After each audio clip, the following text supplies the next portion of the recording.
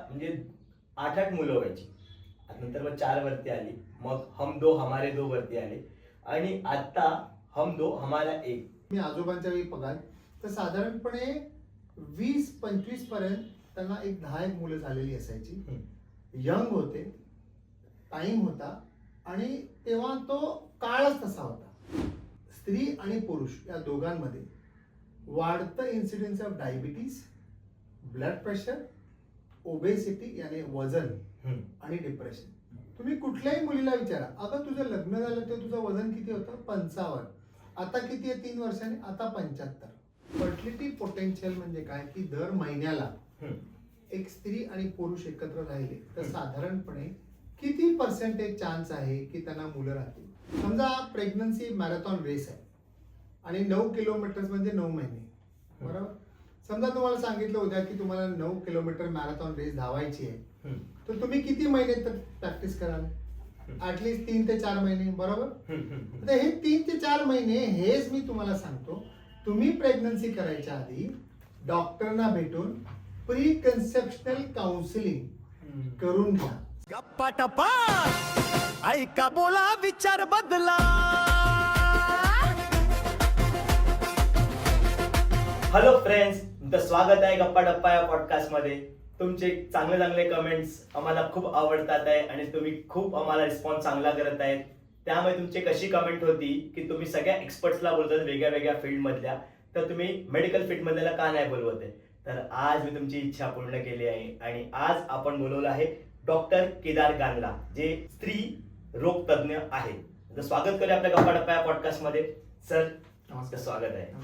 Sir, माझा तुम्हाला पहिला प्रश्न असा आहे, स्त्री रोग तज्ञ हा विषय तुम्ही का निवडला? आम्ही जनरली मेडिकल सायन्समध्ये MBBS झाल्यानंतर आपल्याला आपण डिसाईड करतो की आपण काय सब्जेक्ट घेणार, आणि रेडिओलॉजी घेणार, सोनोग्राफी करणार की लहान मुलांचे डॉक्टर. तर त्यावेळी मी डिसाईड केलं होतं की मला गायनेकॉलॉजिस्ट व्हायचं आहे. ओके. कारण मला डिलिव्हरी आणि हा सायन्स खूप आवडायचा. तर त्याच्यानंतर जेव्हा मी त्या सायन्सच्या माध्यमात राहायला लागलो तेव्हा मला कळायला लागलं की मला मेन अट्रॅक्शन या वंध्यत्वाच्या सब्जेक्टवर खूप जास्ती अट्रॅक्शन झालं मला. तर त्या अनुषंगाने आम्ही पास झाल्यानंतर मी वाडिया हॉस्पिटलमध्ये नोकरी केली, इन्फर्टिलिटी डिपार्टमेंटमध्ये, आणि मग जसलोक, मग रिलायन्स लाईफ सायन्स, आणि त्याच्यानंतर हर्ष कीर्तनदास हॉस्पिटल केल्यानंतर आता मी इंडिपेंडंट कन्सल्टंट आहे. अंकुर फर्टिलिटी क्लिनिक हे आमचं क्लिनिक आहे आणि आता आमचं नवीन हॉस्पिटल निघालंय गुड न्यूज म्हणून, ते दादर TTला आहे. आणि या माध्यमामध्ये जाताना मी खूप सायंटिफिक पब्लिकेशन्स केलेले आहेत. साधारणपणे माझे 31 आर्टिकल इंटरनॅशनल आणि नॅशनल जर्नलमध्ये पब्लिश्ड आहेत आणि मोर देन मी 500 टॉक्स दिलेले आहेत, म्हणजे गायनेकॉलॉजिस्टना त्यांना शिकवण्यासाठी all over India and international. वा वा, खूप छान डॉक्टर, खूप छान. थँक्यू. तुमचा अनुभव खूप मोठा आहे. म्हणजे पूर्वी कसं होतं ना डॉक्टर, पहिला म्हणजे 8-8 मुलं व्हायची. नंतर मग 4 वरती आली. मग हम दो हमारे दो वरती आले आणि आता हम दो हमारा एक. हे कुठे कमी होत चाललंय का डॉक्टर? हा प्रॉब्लेम जो आहे हा युरोपमध्ये पहिल्यांदा नोटीस केला गेला की तिथे death rate and birth rate जेव्हा सेम होतो तेव्हा पॉप्युलेशन ग्रो होत नाही. काय काय ठिकाणी जसे सिंगापूर वगैरे आहे तिथे death rate is bigger than the birth rate, म्हणजे actual population is falling down. India always was on the higher side, म्हणजे birth rate was higher, death rate was less. So आपला पॉप्युलेशन वाढत होतं. पण आता साधारणपणे 10 वर्षामध्ये birth rate and death rate दोन्ही सेम झाल्यामुळे आपला पॉप्युलेशन स्टेबिलाइज झालेलं आहे. So what is India right now is middle age country. इथे मिडल एज माणसं खूप जास्ती आहेत. दोन्ही बाजूला इक्वल आहेत पण मिडल एज माणसं खूप जास्ती आहेत. आणि हा असं एक इम्बॅलन्स होण्यासाठी सर्वात मोठं कारण आहे, आज जे दाम्पत्य आहेत किंवा कपल्स आहेत ते लग्न करतात. ते आपण एक एक्झाम्पल घेऊ. त्यांना कोणालाही मुलीला किंवा मुलाला विचारलं की अरे लग्न कधी करणार, तर ती म्हणते नाही आता काय आहे, आता मी तर 26शीच आहे, आता मला MBA करायचं आहे, हो मला अजून नोकरी मिळवायची, मला अमेरिकेला जायचं आहे, मला प्रोग्रेस करायचे, माझी जॉब स्टेबिलिटी नाही. ठीक आहे, मला 28व्या वर्षी लग्न करून दिलं तरी लग्न झाल्यानंतर लगेच ही मुलं हे नाही करत, मुलाचं प्लॅनिंग करत नाही, ते कीप पोस्टपोनिंग. त्याची काही कारण आहेत. One of the measure this thing is job instability. त्यांना मिळालेला जॉब स्टेबल नाहीये किंवा त्या जॉब कडनं त्यांना खूप जास्त एक्सपेक्टेशन्स आहेत, तो एक आहे. सेकंड येतो मॅरिटल इन्स्टेबिलिटी, म्हणजे अजून त्यांचं लग्नाबाबतीमध्ये काही हे बरोबर नाहीये. They are not very sure की आपलं बरोबर पार्टनर आहे की नाही आहे. बरोबर. सेकंडली त्यांना वाटतं की त्यांना अजून शिकायला पाहिजे. एस्पेशली वुमन एम्पॉवरमेंट झाल्यापासून स्त्रीला शिकण्याची आणि इंडिपेंडंट व्हायची ही एक फार मोठी हिल्स आता समाजाला सवय लागली. सो दोन्ही डबल इन्कम करून आपण आयुष्यामध्ये सुखी राहू अशा या कल्पनेमध्ये राहणारी मुलं आहेत. आणि मग ते म्हणतात की ठीक आहे, आपण पोस्टपोन केल्याने काय प्रॉब्लेम नाही.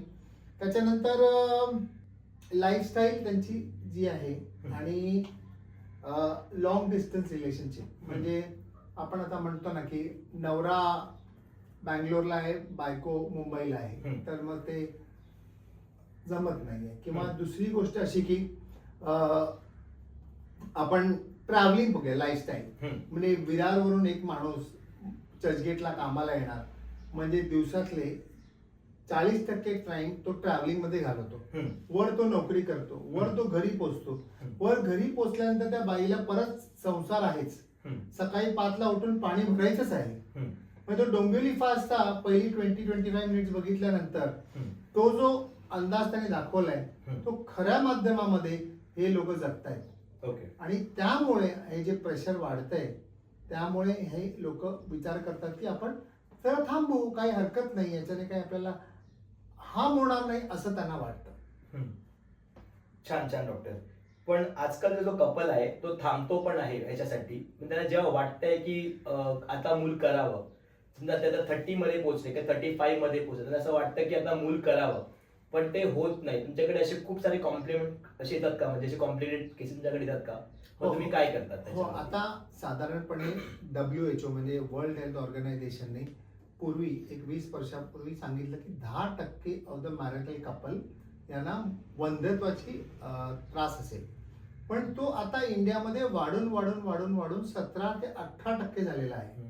एस्पेशली अर्बन एरियामध्ये जास्ती, कारण इथेच सगळा लोड येतो. गावाकडे अजूनही लोक लवकर लग्न करून लवकर मूल करून मोकळे होत आहे, पण अर्बन एरियामध्ये हा प्रॉब्लेम आहे. आता याचा इफेक्ट काय होतो बघा. आता आपल्याकडे कसं पूर्वीच्या वेळी तुम्ही आजोबांच्या वेळी बघाल तर साधारणपणे 20-25 पर्यंत त्यांना एक 10 मुलं झालेली असायची. यंग होते, टाइम होता आणि तेव्हा तो काळच तसा होता. म्हणजे 10 पैकी बाबा काही 7 वगैरे आली तर 2-3 गेले आणि मग आज त्यांचे आपले मामा उरलेले आहेत. तसं आहे. त्याच्यानंतर आले आपले आई वडील. त्यांनी काय विचार केला, हम दो हमारे दो.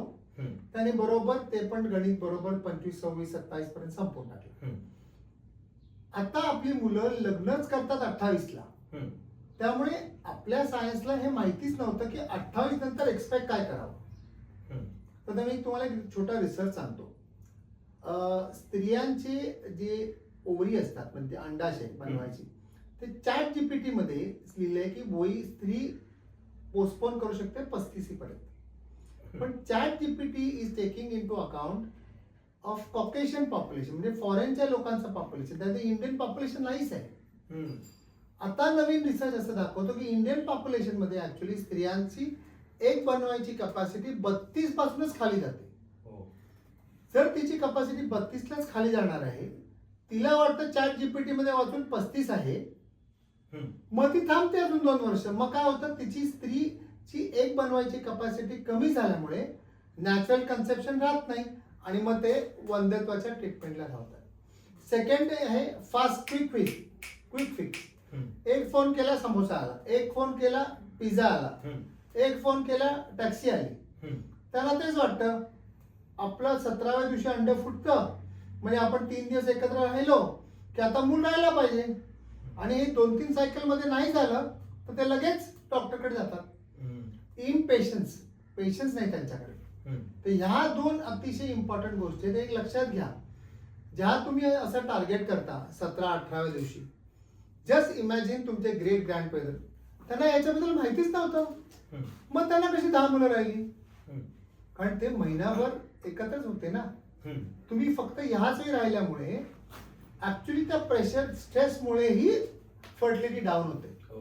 जस्ट इमॅजिन, आता म्हणजे सकाळपासून नवरा आणि बायको दोघे टेन्स आहेत की आज आपलं अंड फुटणार आहे. मला सांगा, त्या शारीरिक संबंधामध्ये प्रेम असेल की ओनली मेकॅनिकल असेल, याच्यामध्ये हा बघणार का प्रश्न आहे. जे निसर्गाने बनवलेलं आहे हे गणित, ते आपण कसं उद्ध्वस्त केलंय याचा एक अंदाज येतो आपल्याला. पण दुसरी गोष्ट, वयाच्या 30 ते 50 वर्षामध्ये आता असं जाणवतं, स्त्री आणि पुरुष या दोघांमध्ये वाढतं incidence of diabetes, blood pressure, obesity याने वजन आणि डिप्रेशन. तुम्ही कुठल्याही मुलीला विचारा, अगं तुझं लग्न झालं तेव्हा तुझं वजन किती होतं? 55. आता किती आहे 3 वर्षांनी? आता 75. म्हणजे लग्न झाल्यानंतर असं काय झालं की तू 20 किलो वाढवलंस? काय नाही.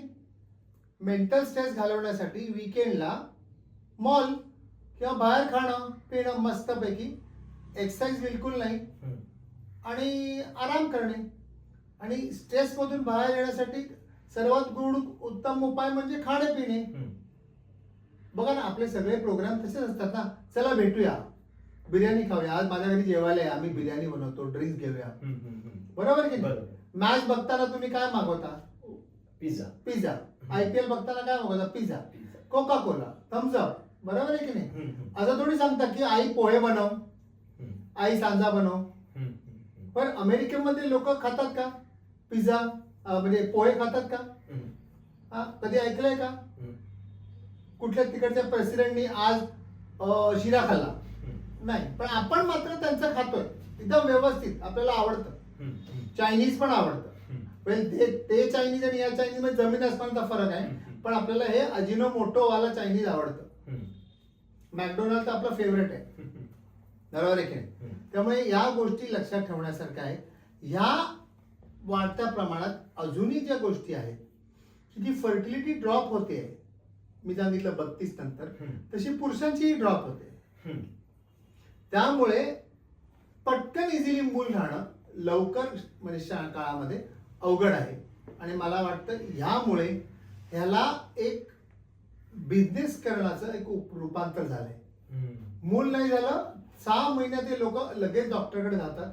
मग डॉक्टर पण म्हणतात, आले आता मी ट्रीटमेंट चालू करतो, कशाला थांबायचं? मग ट्रीटमेंट चालू होते. मग ट्रीटमेंट चालू केली की आपले एक्सपेक्टेशन येतात की या महिन्यात आपण हे केलं म्हणजे आपल्याला रिझल्ट लागायला पाहिजे. पण डॉक्टर कुठे कधी कधी सांगत नाहीत की तुम्हाला रिझल्ट 100%, आणि हे ट्रीटमेंट करून जातात, त्यांना वाटतं आता 100% होणार. जेव्हा होत नाही तेव्हा काय होतो? परत डिप्रेशन. मग काय करतात? एक डॉक्टर सोडून दुसरा डॉक्टर सोडून तिसरा डॉक्टर, एवढा फाईल घेऊन येतात आमच्याकडे. कळलं का? म्हणजे कोणीच काही करू शकत नाही याच्या बाबतीत, असं मला वाटतं. डॉक्टर, तुम्ही खूप छान सांगतायत आम्हाला, आणि त्यावर तुम्हाला अजून मला विषयाची खूप इच्छा होते ना. सो अशी कुठली कपल असतात, ते सेटल पण लेट होतात, म्हणजे 30ला ते सेटल होतात, आता जॉब्स वगैरे नाहीत लोकांना, 30ला सेट झाले, 35 पर्यंत असं वाटतं की लग्न झालं, आणि 30च्या प्लस नंतर ते प्रयत्न करतात की फॅमिली सुरू करायची आता आपली, कारण आता आपण स्टेबल झालो आहे. तर त्यांना कुठले कुठले प्रॉब्लेम येऊ शकतात आफ्टर त्या एज नंतर वगैरे? म्हणजे आता आपल्याला एक माहिती आहे की वाढत्या वयाप्रमाणे आपल्याला आपली फर्टिलिटी पोटेन्शियल कमी होते. तर मी तुम्हाला एक साधारणपणे एक गंमत सांगतो. फर्टिलिटी पोटेन्शियल म्हणजे काय की दर महिन्याला एक स्त्री आणि पुरुष एकत्र राहिले तर साधारणपणे किती पर्सेंटेज चान्स आहे की त्यांना मुलं राहतील. समजा यंग असतील एकदम तर साधारणपणे 7 ते 8% प्रमाणे राहतील. तो 12-7-84 म्हणजे 84% लोकांना मुलं राहायला पाहिजेत पहिल्या वर्षी, आणि दुसऱ्या वर्षी अनदर 10%. सो पूर्वीच्या हिशोबाप्रमाणे infertility use to happen only in 10%. आता वय वाढल्यामुळे त्यांची फर्टिलिटी पोटेन्शियल कमी झाली आहे. फर्टिलिटी पोटेन्शियल कमी झाली आहे, वर एकत्र राहायची इच्छा पण कमी झालेली आहे. त्या म्हणजे आणि वर ते कधी कधी जॉईंट फॅमिलीमुळे असतं, तर कधी कधी ट्रॅव्हलिंगमुळे असतं, जॉब एक्सपेक्टेशन, एक अमेरिकन ड्युटी करतोय तर इंडियन ड्युटी करतोय, शिफ्ट ड्युट्या असतात आणि असे वेगवेगळे इश्यूज आहेत. त्यामुळे ती फर्टिलिटी कमी होते. तो फर्टिलिटी पोटेन्शियल कमी झाल्यामुळे त्यांना एक्सपेक्टेशन जे आहे ते प्रॉब्लेम मध्ये येऊ शकतात. असंही जाणवतं की वाढत्या वयाप्रमाणे ओबेसिटी पण असते आणि मी सांगितलेलं ब्लड प्रेशर, डायबिटीज, डिप्रेशन हे प्रमाण जास्ती आहे. तर ह्या स्त्रियांना कधी कधी गर्भपात होण्याची पर्सेंटेज जास्ती असतं. पण ते एक अजून एक कारण बनतं की बाबा डिप्रेशन होण्यासाठी, की बाबा आम्हाला मूल राहिलं पण ते अबॉर्शन जर झालं. त्याच्यानंतर येतो की समजा प्रेग्नन्सी मध्ये मग इतक्या उशिरा राहिली तर सगळे आराम करायला सांगतात. आराम करून मग एक्सेसिव्ह वेट गेन होतं, मग दुसरे आजार डायबिटीज, ब्लड प्रेशर वगैरे वगैरे वाढून मग त्याच्यामध्ये कॉम्प्लिकेटेशन प्रेग्नन्सी मध्ये होतात. मग लवकर डिलिव्हरी करायला लागते, मग बाळ काचेच्या पेटीत ठेवायला लागतं. अशा काही गोष्टी होऊ शकतात आणि काहींना राहतच नाही. मग त्यांना इन्फर्टिलिटी स्पेशालिस्ट कडे जाऊन ऍडव्हान्स इन्फर्टिलिटी ट्रीटमेंट म्हणजे IUI किंवा इन विट्रो फर्टिलायझेशन, ज्याला आपण टेस्ट ट्यूब बेबी म्हणतो, किंवा सरोगसी, अशा ट्रीटमेंट करायला लागू शकतात. पण त्याचं प्रमाणच मी सांगतोय त्याप्रमाणे की ते वाढायला लागलंय, कारण बेसिक पेशन्सच उरलेलं नाहीये कोणामध्ये. आता कसं आहे ना, क्विक फिक्स, आपल्या मनामध्ये डिझायर आली की ती व्हायला पाहिजे. कारण तुमच्या हातामध्ये फोन आहे, तुम्ही ChatGPT केलं की तुम्हाला सगळं कळतं. तर that is what is happening today. So this generation is थोडी इनस्टेबल आहे. आता या जनरेशनचा अजून एक प्रॉब्लेम तुम्हाला सांगतो. आता तुम्ही समजा एक स्त्री 35 वयाला प्रेग्नंट झाली, म्हणजे ही साधारणपणे हिचं मूल धावायला लागणार 5 वर्षाला, म्हणजे हिचं वय असणार तेव्हा 40. म्हणजे तुम्हाला वाटतं 40 वर्षाची बाई त्या लहान मुलांबरोबर 20 वर्षाच्या आईसारखी खेळू शकेल, वडील खेळू शकते, त्यांच्याकडे एवढा वेळ असेल. So it's becoming not the mothers, but they are becoming the grandmothers who are making the mothers now. हा जो इश्यू आहे, हा कसा सॉल्व्ह करायचा, हा पण एक मोठा सपोर्ट म्हणजे प्रॉब्लेम आहे. आणि वर त्याच्यामध्ये न्यूक्लिअर फॅमिली आहे, जॉईंट फॅमिली नाही, सपोर्ट सिस्टीम नाही. आणि जी जे सपोर्ट सिस्टीम आहे ते पण कधी कधी आजारी असू शकतात. म्हणजे आई वडिलांना पण वयामानानं आजार होतात. त्यामुळे या सगळ्याचा इतका कॉम्प्लेक्स एक सिच्युएशन होत चालली आहे की ह्याच्यातून बाहेर येण्यासाठी त्यांना म्हणतात ना की अभिमन्यू चक्रव्यूह में फस गया है तू, अशा टाईपची सिच्युएशन आहे दोघांना कपल्सची होऊन जाते. ओके. पण डॉक्टर कधी कधी काय होतं ना की थोडं लवकर पण लग्न होतं, पण त्यावेळेला ते थोडं पोस्टपोन करतात प्रेग्नन्सी. मग त्यासाठी ते कितपत चांगलं आहे आणि कितपत वाईट आहे हे डिसाईड करायला पाहिजे तुम्ही की तुमची प्रायोरिटी काय आहे. आता काय असतं, प्रायव्हसी पाहिजे. मग काय करतात, एक छोटस घर मुंबई पासून 100 किलोमीटर विरारमध्ये घेतात. ते घर घ्यायला रेंट बँक लोन घेतात. मग बँक लोनचा EMI संपेपर्यंत दोघे बैलासारखे राबतात. मग कसं होणार मूल? मग ते विचार करतात की समजा मी प्रेग्नंट झाले आणि मी डिलिव्हर झाले तर नोकरी बंद होईल, मग EMI कसा पे होणार? ही एक गोष्ट साधी सिंपल गोष्ट आहे, जे आमच्या समोर येतं ते त्याच्यावरून सांगतो. किंवा मी घरामध्ये मोठा आहे, वडील नव्हते, लहान मुलांचं सगळ्या भावा बहिणीचं सगळं सेटल व्हायचं, तर मी मूल करायचं नाही ठरवलं, बरोबर? लक्षात आलं? त्यामुळे मी पोस्टपोन केलं. असंही कारण असू शकतं काय. सो कारण भरपूर आहेत सर, पण शेवटी जो होणारा इम्पॅक्ट आहे की बरोबर वेळी मूल होणं फार जरुरी आहे. आता मी तुम्हाला एक सायन्स म्हणून सांगतो. आता आपण समजा बघितलं डॉग, एलिफंट, वेल, गरुड, त्यांचा एक टाइम ठरलेला आहे. 3 वर्षाला त्यांची फर्टिलिटी सुरू होते आणि ती 5 ते 6 वयापर्यंत राहते. ओके. त्यावेळी तो जो डॉग आहे तो प्रेग्नंट होणारच.